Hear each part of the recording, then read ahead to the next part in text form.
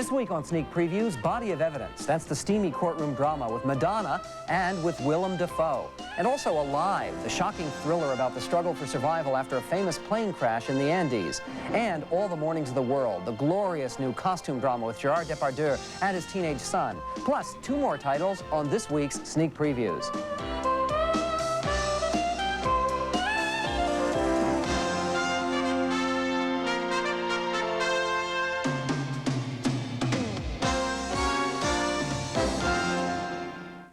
Want a charger? Go ahead. Otherwise, you can reach Miss Carlson through my office. Fine. But frankly, I don't think that'll be necessary. Freeze? Right. Rebecca Carlson, you're under arrest for the murder of Andrew Marsh. You have the right to remain silent. Anything you say can and will be used against you in a court of law. Rebecca, Right to an attorney. I'll have you out as fast as I can. You cannot afford one. One will be appointed to you by the state. Frank! Trying to get your name on the front page? You hand me! Frank? Don't take it personal. You're spending too much time around criminals. It affects your judgment. You don't have probable cause. Sure I do. Marsh's will leaves all $8 million to your client. And Willem Dafoe's client, of course, is the one and the only Madonna. And she's never had a more demanding movie role than in Body of Evidence, but on this week's show, we'll see if her acting talents live up to her almost mystical ability to get herself publicity. Now, Body of Evidence is just one of the 5 titles we'll be reviewing on this week's show. I'm Michael Medved. Did you say acting? And I'm Jeffrey Lyons. And in Body of Evidence, Madonna plays a woman prone to kinky sex. There's a surprise. And make no mistake, this movie has lots of that. The wealthy victim has been found dead in his bed under mysterious circumstances. And as the trial begins, the prosecutor, Joe Mantegna, makes his opening statement to the jury. Andrew Marsh made what turned out to be a fatal mistake. He fell in love. He fell in love with the ruthless, calculating woman who went after an elderly man with a bad heart and a big bank account. You all can see the defendant, Rebecca Carlson. She is a beautiful woman. But when this trial is over, you will see her no differently than a gun or a knife or any other instrument used as a weapon. She's a killer. And the worst kind. A killer who disguised herself as a loving partner. Now, Dafoe becomes involved with Madonna. And when the prosecution springs a surprise witness, he's furious. She's been withholding information from him. Did you need to hear about every man I ever had sex with? No, just the ones with bad hearts who put you in their wills. You think I killed Andrew? So does everyone in that courtroom. You are not on trial. Oh, the hell I'm not. I must have been out of my mind to get involved with you. To make love to me? Yes. But I'm not going to compound my mistakes. You're my client. That's it. I don't want to have anything to do with you beyond that. Just like that? Yeah. Like I don't have any feelings? Hey, I'm not your type. I'm too young and healthy. That's not fair, Frank. No. But it's accurate. Later, Dafoe's wife has found out about the affair. Go away. Talk to me. People see your car down by the river in front of her damn houseboat. It gets back to me, Frank. She's my client. I'm allowed to have conferences with my Of client. course you are. Why can't you have them in your office? I can't believe you listen to this gossip. I talked to her. What? She called here tonight looking for you. What did she say? She didn't have to say anything. I could hear it in her voice, in the way that she said your name. I'm making this up. What did she do to you, Frank? How did you get those marks on your chest? What are they? What are they? Bites? What happened to your back? I thought we were happy. Well, I certainly wasn't very happy with this picture. I mean, that's Julianne Moore, of course, playing the wife. I think should have been the star. She's the only person in the entire cast who I think emerges with any kind of dignity at all. And I think we ought to explain to the audience that the marks on his chest are not bites. They are burns from dripping candle wax. The cuts on his back are from having his back ground into broken glass in the throes of passion. And even if that sounds exciting to people, some people out there, it's not. I mean, this is so joyless. There's no chemistry. They could show this movie in abstinence classes, because I can't think of anything that would be a bigger turnoff even to the most hormone-addled adolescent. Turn you celibate. You know, when they arrest you, the first Miranda warning they have to give you is you have the right to remain silent. This is a right, unfortunately, which Madonna does not exercise in this movie. I mean, it looks as if she won a contest in a supermarket that says, go to Hollywood and make a movie with real actors. Because Joe Mantegna, who's a wonderful actor, who's a co-star in Speed the Plow on Broadway, he's here looking completely out of place. Willem Dafoe is out of place. And the moment she starts talking, she seems to be in a completely different world. She seems to be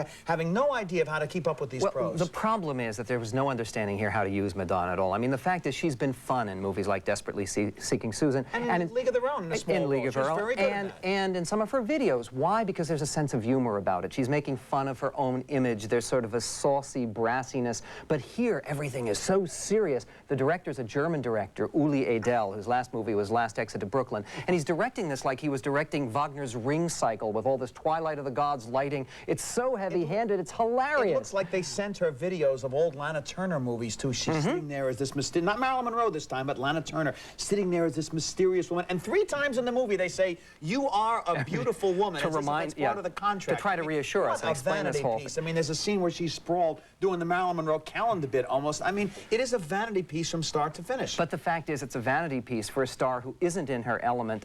You know, the year is very young, but I think it's safe to say that this is going to be one of the consensus choices for worst of '93 when the time comes to compare those lists. Well, next up is Alive. Now, this is an ambitious and exceptionally well-crafted movie about the famous 1972 plane crash in which a rugby team from Uruguay went down in the Andes Mountains. Now, while the survivors wait for a rescue, the team's captain, played by Vincent Spano, tries to ration their food, but he discovers that someone has broken into their scarce supplies.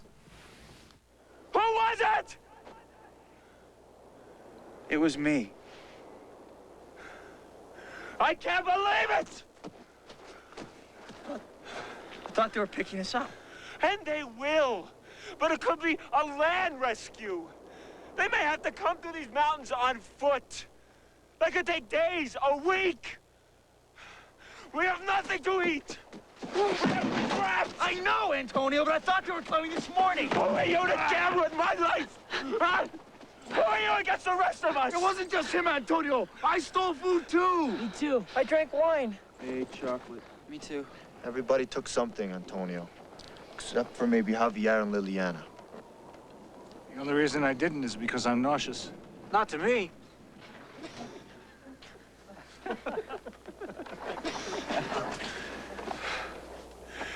Am I the leader of this group? I don't know, are you? I'm the captain of the team. Is there still a team? Or a bunch of cutthroats now have to do each other in?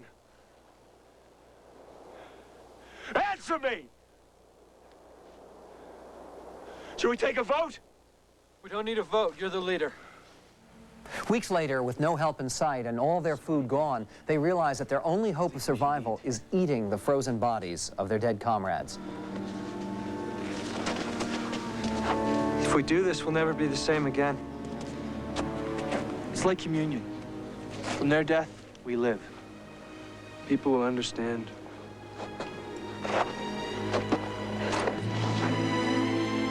This should be good for the cutting.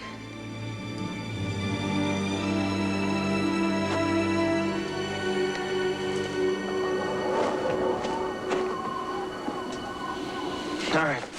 Yeah.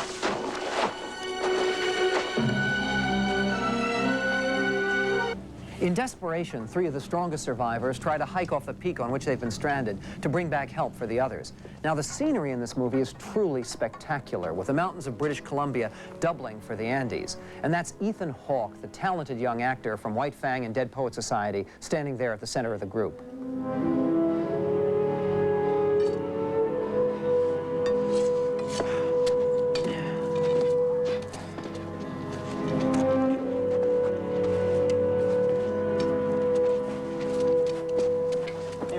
somewhere. Hey, be careful. That doesn't look... What?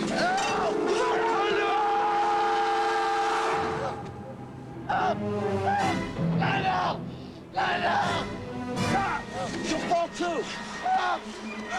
Hang on, Roberto. Where's the strap? Give me the strap. I got you. Hold on. Hold on. You got me?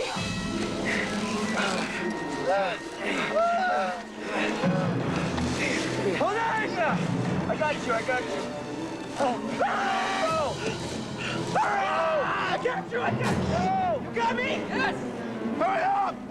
This is an extremely well-crafted, wonderfully acted, very realistic, terrifying movie, Sure which is. unfortunately I can't see myself telling anybody to rush out and see. Why? Because I don't think there had to be a movie made about this. There was one made several years ago called Survive. Mexican movie. Right. There's a very quick, terrible film. Yeah. There's a very good article about it in Life magazine this month, which really tells you all you need to know about this horrifying incident. Well, you know, the fact is, I think that obviously some of the graphic details, some of the most graphic scenes of cannibalism we've ever seen are going to disturb a lot of people. God, my problem with the movie, and I think it was the same problem that director Frank Marshall must have had, is that you see it all, and it all is so well done, it doesn't seem to add up to anything. So the way I think the director and the screenwriter, John Patrick Shanley, who's the previous screenwriter of Moonstruck, the way they dealt with it is they put on this whole religious, philosophical overlay. There's a very stupid prologue with John Malkovich saying, "On the mountain we met God." Yeah, it was a big distraction. And then there's the epilogue with John Malkovich talking about meeting God. And then you see the references comparing cannibalism to communion, as we saw in that clip didn't there. bother me, But the fact is, it's all philosophically pretentious, and it doesn't really have any connection to what you've seen. It doesn't add up to anything. That may have been calculating to try to prepare you for the horror that's going to come in the movie. One other thing is, except for the fact that we saw Vincent Spano there and Ethan Hawke, everybody else is kind of indistinguishable there. They're like a lot of young, good actors, and everybody's good, but they don't have individualism about them, and maybe they wanted to avoid it being a cliche like a disaster movie. Yeah, like a disaster But you know movie. what? I think what happened is people who read the book, the Piers Paul Reed book, Alive, on which it's based, will enjoy this movie a lot more because the characters the characters are much more individualized. But you're absolutely right. You don't get a sense of the individual characters. They all sort of blend in your mind. But one of the things about it is Frank Marshall, who directed this, previously directed Arachnophobia. He's probably best known as a longtime partner, as you know, with Steven Spielberg and Amblin Entertainment. This movie's at its best in those sort of Spielberg moments of outdoor adventure, like that scene on the cliff there. It's at its worst when it's being preachy and self-consciously serious. The plane crash will have anybody who sees it rushing to cash in their frequent flyer miles and get rid of them. You may never want to go on an I can tell you one thing for sure. This will never be shown in in-flight entertainment. Never. It's the most real, but you really can't tell people to see this. It's a shame because it's a well-made movie. Well, our next movie is called All the Mornings of the World, or Tous les Matins du Monde, the gorgeous costume drama which swept this year's French Academy Awards. Gérard Depardieu portrays a famous, I should say, 17th century composer. He's looking back on his life and the eccentric, short-tempered maestro who once inspired him. And in this scene, the young Depardieu, portrayed by the actor's own teenage son, Guillaume, hopes to be accepted as a student, but it doesn't seem likely at first. Je ne pense pas que je vais vous admettre parmi mes élèves. Dites-moi pourquoi? Vous faites de la musique, monsieur. Vous n'êtes pas musicien. Attendez, père, attends. Monsieur Marie a peut-être en mémoire un air de sa composition. Oui.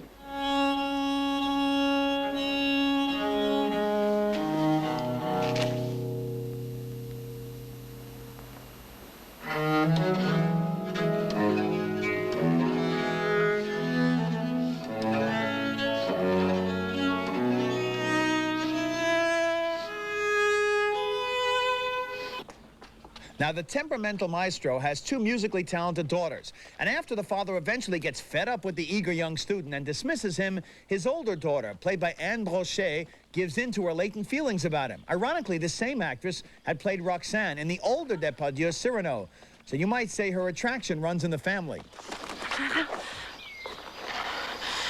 Je t'enseignerai tout ce que mon père m'a appris. Votre père est un homme méchant.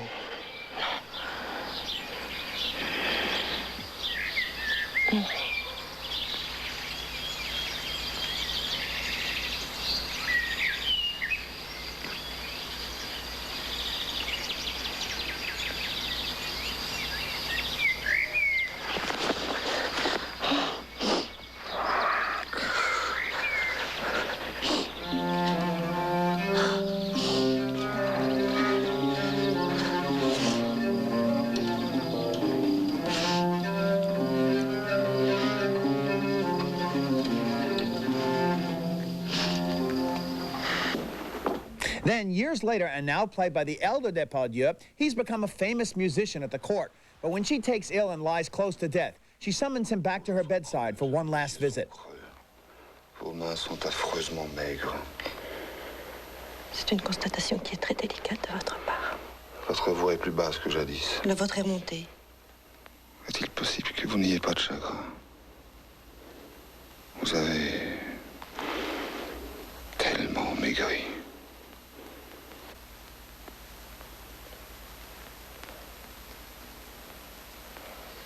Je ne vois pas.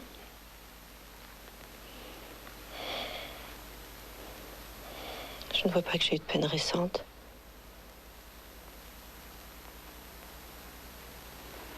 What a magnificent movie this was. I think one of the best movies ever made about music or musicians. You know, the fact is, even if people don't like reading subtitles, and I know a lot of people don't, you can go to this picture and just be totally swept away by the gorgeous imagery and by the music by two almost forgotten 17th century and early 18th century composers, Marin Marais, who's the character played by Depardieu, and the very mysterious Monsieur de Saint-Colombe. We don't even know his first name. I mean, that's how little we know about him, but he's the center of this movie and a fascinating character. Because he lived in the woods, he was by himself, and all he wanted to do was... He was a recluse, a hermit. All he wanted to do was play the instrument all day long. Now, I will go along with you up to a point. It is a very absorbing movie. It is one long flashback, and it's never boring for a minute. But after a while, though, it begins to take itself just a little bit too seriously. As, for example, we see the elder Depardieu riding furiously every night and sitting outside that little cabin where the maestro is playing, and he hasn't played in a long time, and he's hoping he may play something, and he goes, and it looks like a setup for Saturday Night Live skit. Can I tell you something? Do you know that... I know it may have happened. No, it did happen. It's one of the few things that Marin Marais wrote, that he actually did that to hear his teacher playing under his cabin. It's a little bit pretentious after a while. You know what I loved about it? I respect this movie, Michael, but I just... It was so passionate. And the fact is, I mean, what I saw in this film, and I think is very obviously there, is this is the Orpheus myth. I mean, Orpheus goes back to the underworld to rescue his dead wife with the power of music. And here, the power of music to raise the dead, to make the dead come to life. And that's what this movie does so beautifully. Here are these composers that everyone seems to have forgotten about. They are brought to life by this magnificent film. And as a result of that, it's interesting. Right now, the CD of music from Tous les Montants du Monde is the #1 selling classical CD in America. That's what you can get out of this movie. I mean, it's a very respectful... Did you think the music was glorious? Yes, the music was glorious, and here we have something set in the 17th century with nary a sword drawn and no musketeers anywhere, no swashbuckling. But after a while, it runs a little bit too long, and I think it's going to lose the audience after a while. I applaud it. I respect it. I just didn't like it. I think that any adult audience is going to love this picture. I'm happy for you and your passion. Thank you. Next up is Our Family Fine. Speaking of passion, and once again, we're sorry to report there's no new movie opening up at theaters that's aimed at family audiences. No, not Body of Evidence and not Alive. Now, though Aladdin, which we both chose as one of the year's best, last year's best, is still packing them in. Now, meanwhile, at your home video store, there is a funny and inventive Walt Disney gem from back in 1961 that's just been re-released. I'm not sure what we've got here, Charlie. But if we've got what I think we've got something. Fred McMurray certainly has got something in The Absent-Minded Professor. It's flubber, or flying rubber, a handy-dandy substance that he's just invented and that gives this movie its infectious bounce. Yes, Charlie. We've got it.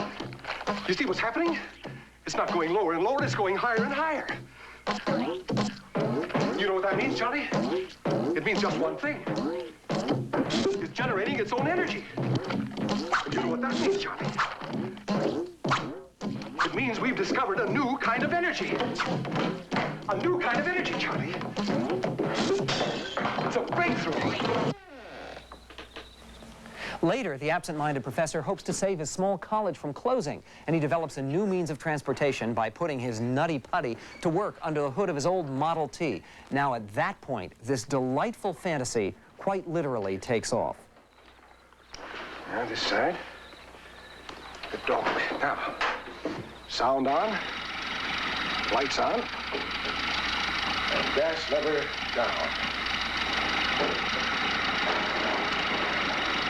Now to your hat, Charlie.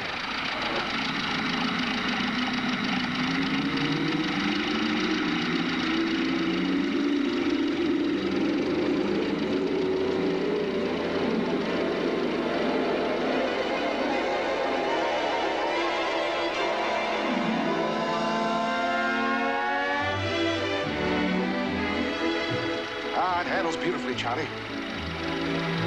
We don't need these up here, do we? There, that's better, huh? Now watch this, Charlie.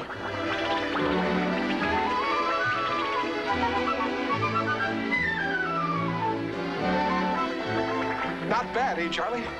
Let's open her up and see what you really do.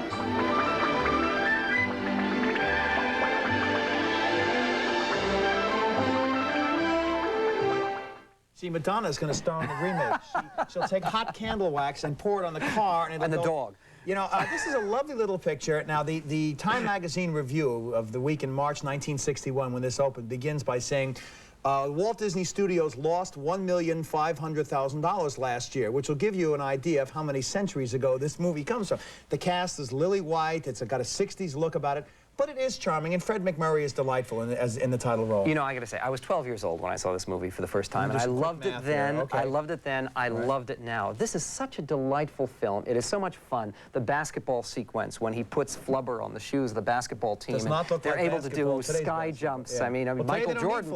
Right, Michael Jordan doesn't need flubber, right? But the fact is that I think that it's directed by Robert Stevenson, who was a very underrated, terrific director of kids' movies. He did Johnny Tremaine and Bedknobs and Broomsticks and Old Yeller. And Mary Poppins, another flying movie. You know, again, I think almost forgotten today, but his work is bright, it's breezy, it's fun. There's no way that anyone can resist this picture. Now, we're recommending a black and white movie, and a lot of kids don't know the art of black and white, and that's a shame because it's really a kind of a lost art. They don't make black and white movies anymore. It has a charm to it. I hope they remake it because it's a very lily white look, and it's the way Disney made movies back in the 60s. You know what? The fact is, Nancy Olsen is in it. She plays the love interest, and Keenan Wynn is very good as the heavy. His father. As the fire chief. Yes, that's right. Well, this week in our Screen by Teen segment, our panel of young critics looks at a movie about a much more recent eccentric inventor, Rick Moranis, in Honey, I Blew Up the Kid, which is just coming out on video. Now, after one of his strange experiments goes awry, Moranis' 2-year-old son is accidentally blown up to the size of a skyscraper and has wandered off to downtown Las Vegas, naturally, where he unknowingly menaces his older but no longer bigger brother.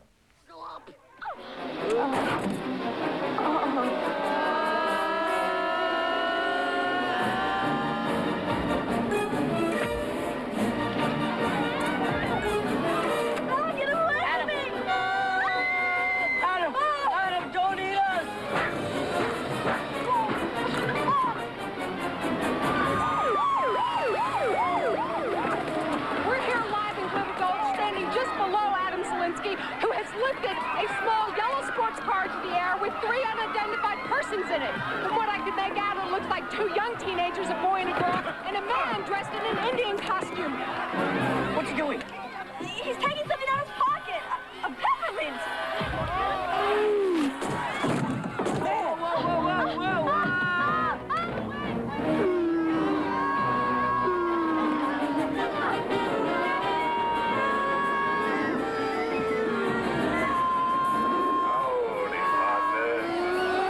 So, John, do you think teenagers will go for this? Hey, Michael and Jeffrey, here we are. We're talking about the movie Honey, I Blew Up the Kid, and it's the sequel to Honey, I Shrunk the Kids. And to me, this movie did not work. It was a feeble attempt to cash in on the original movie, and I just didn't like it. I agree. The first one was a lot better. It was much more entertaining. This one, it seemed like somebody just tried to get something together, throw it in there, and see if people would go see it to make money. I mean, it wasn't that entertaining to me. The only thing I liked about the movie is they blew up the mom in this one. And the first one, they didn't blow her up. But that is not enough to make me want to see it again. Seriously, and Rick Moranis, I mean, he was in the first one. He comes back and he plays Zelensky or whatever his name is in this one, and he's always cast in this kind of Mr. Fixer-upper, tinker, nerdy little... Yeah, nincompoop. Hey, he's a nincompoop is what it is. And also, both the parents here, they're like, they don't care that their kid is 112 feet tall. Yeah. They just rushed it out. It was very anticlimactic, and it was so predictable. Like, you knew it was going to happen the whole way through. Right, and all you hear about this movie is the special effects, you know, the kid's 112 feet tall, but it wasn't a big deal for me, you know, it was... Okay, none of us liked it. It gets the big, I don't think so, but it's out on video cassette, so there you have it. Back to you, Michael and Jeffrey.